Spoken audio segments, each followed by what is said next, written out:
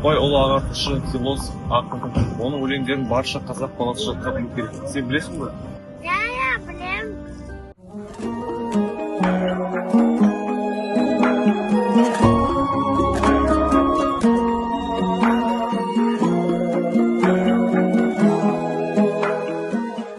Әсипат болма әнеге, өнерпаз болсаң арқалан. Сен де бір кірпіс дүниеге, кетігін таптап арқала. Қайрат пен ақыл жол табад, қашқанға да қуғанға. Әділет шапқат кімде бар, сол жарасат туғанға. Бастапқы екен соңғысыз, біте қалса қазаққа. Алдың жалың, артыңыз барайының қай жаққа. Пайданы көрсең басырып, мақтанды іздеп қайғалма.